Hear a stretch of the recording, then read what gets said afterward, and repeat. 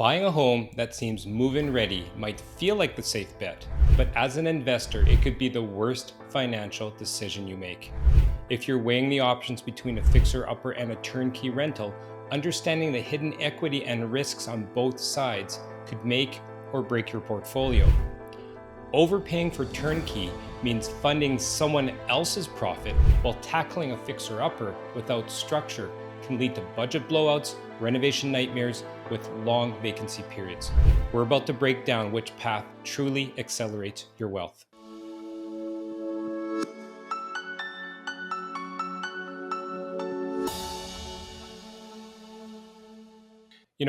Let me take you back to one of my earlier deals. If you know my story, I'd always bought fixer-uppers, but I was tired. I was working full time, taking my painting clothes and tools to work with me, worked 9 to 5 in my day job, and then got fast food for supper and worked from 6 p.m. to midnight every single night. Rinse and repeat because we were buying at least one property per month. So I broke down and I finally bought a property labeled ready to rent. I think it was our sixth or seventh one in 7 months. The photos look great, but within 6 months, I was knee deep in ceiling leaks, out of code electrical, and bylaw fines because the seller cut corners. The money I saved up front disappeared fast, and tenants were left inconvenienced while I scrambled. So let me go through a few points here. Why I believe a fixer upper often wins. I say often. We'll go through the pros and cons. I like to always go through both sides. So if you buy low, you're going to be building equity.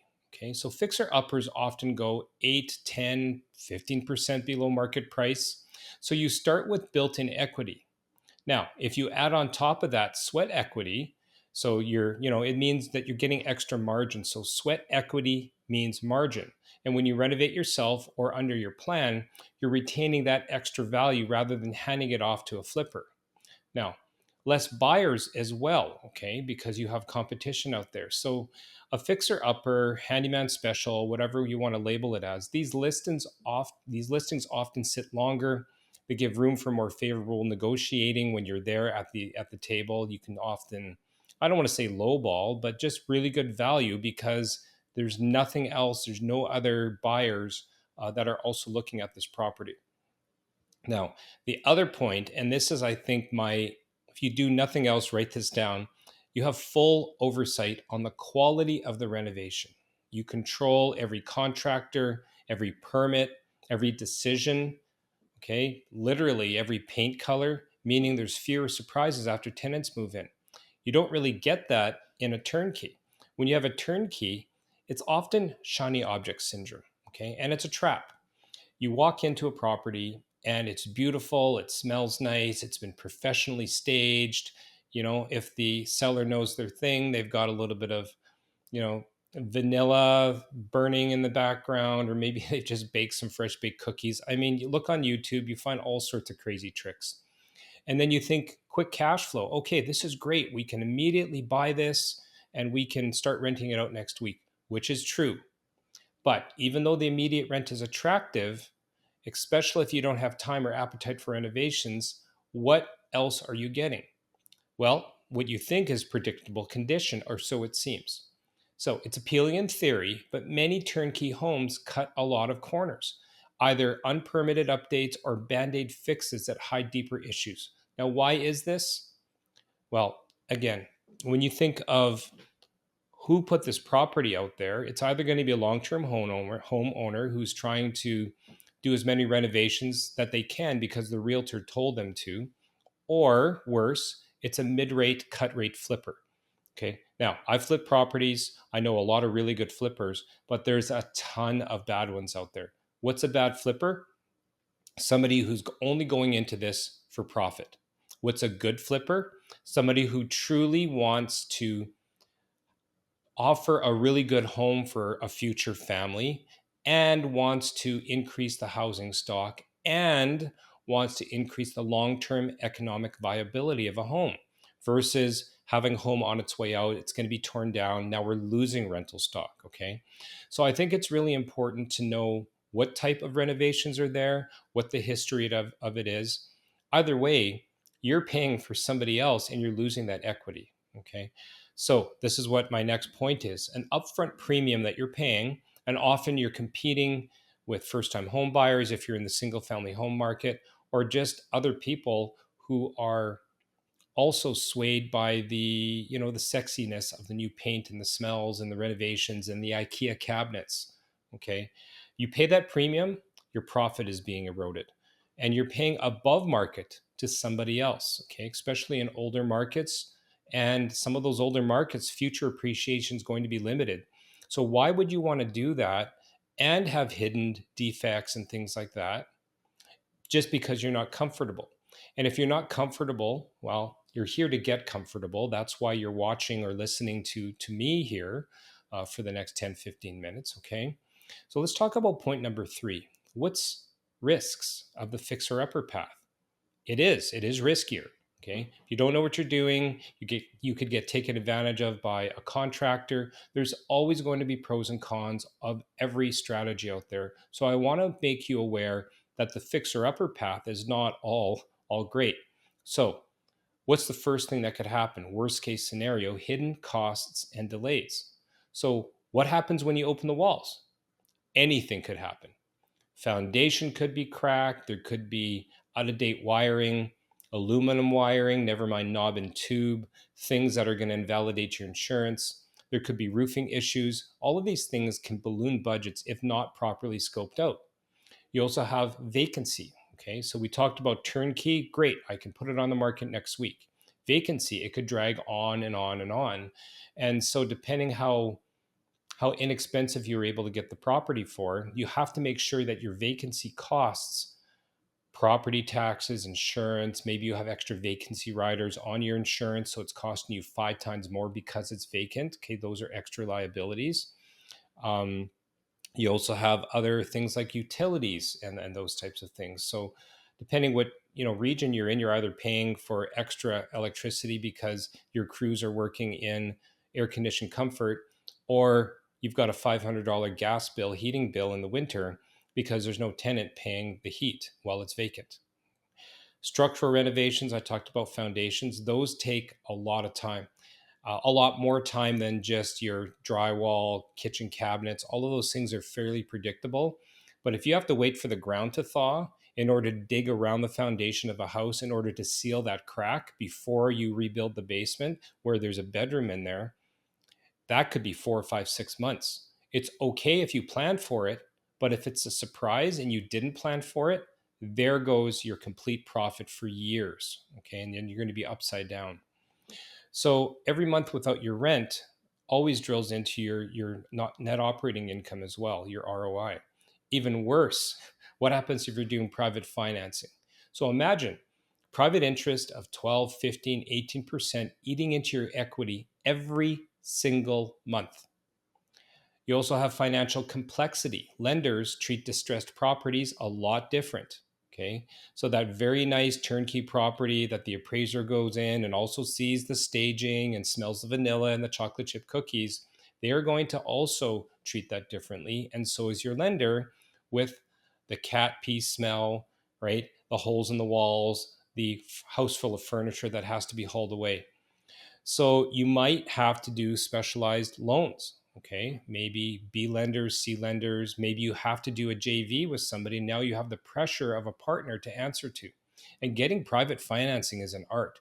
So if you're just starting out, maybe you don't even have that option. So I'm going to give you a pro tip, a rule of thumb. It's the 70% rule. So you want to buy at or below a 70% of the ARV, the after repair value, minus rehab costs, just to play it safe. So that's your margin in there. So I talked about the pitfalls of a fixer upper, but of course I have to do the other side. What are the turnkey pitfalls? How do you shield yourself? Due diligence, due diligence, due diligence, due diligence. It is mandatory. It's not an option. Visit, inspect, verify permits, put in a longer due diligence period if you have to. Make sure you tell your property inspector, your home inspector, this property was recently renovated. They're saying that it's turnkey. Can you really dig into the little things? Okay, one of the things that I like to do, lift the vents. Okay, the air vents, the HVAC vents, and just take a look at what the previous flooring was like, right? Pop off a plug cover if you're comfortable enough to, and see what the paint looks like behind it, right? Was it recently painted? Look into the basement, look at the ceiling of the basement, in the furnace room where it's unfinished. Again, these are things that I've gained with my experience, but these are things that a really, really good property inspector, a home inspector, has to be able to give you. Okay.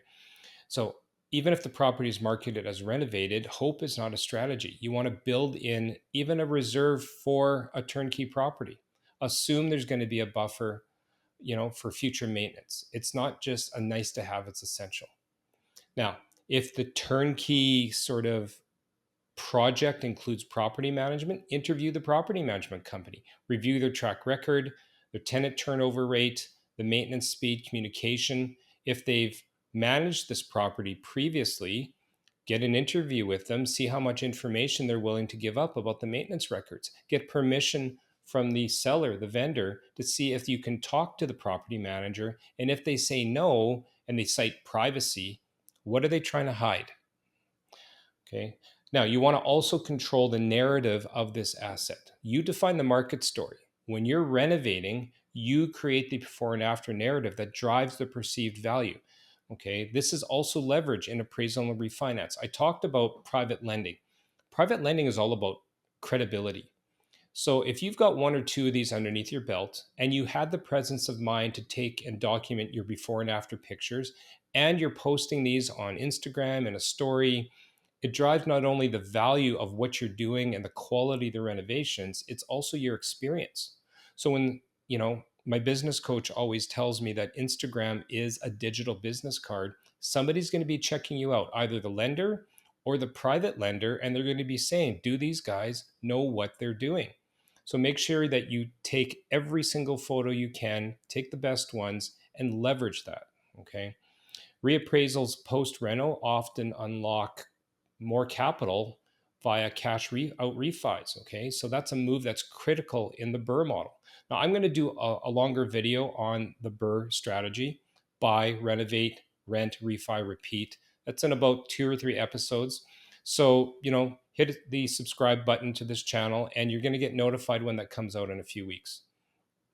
So, when we talk about branding for your portfolio, if you own that transformation story, your story, like I said, credibility as an operator, people are going to be coming to you not only with more deals, but it's going to be easier to raise capital, private financing, find JVs. Okay, take lots of B-roll with you walking through the property. I mean, they're going to be with somebody, a business partner, a spouse, a partner, a contractor. Throw your phone at them and say, just record me walking through the property. You don't care about the audio. Any good video editor is going to layer that in with some real talking head stuff that you might do later when you're doing a social media reel. But if you don't have that B-roll from 6, 12, 18 months ago, you're really losing out. So get used to a presence on social, love it or hate it. And I hate it, believe me, even though I'm doing this right now.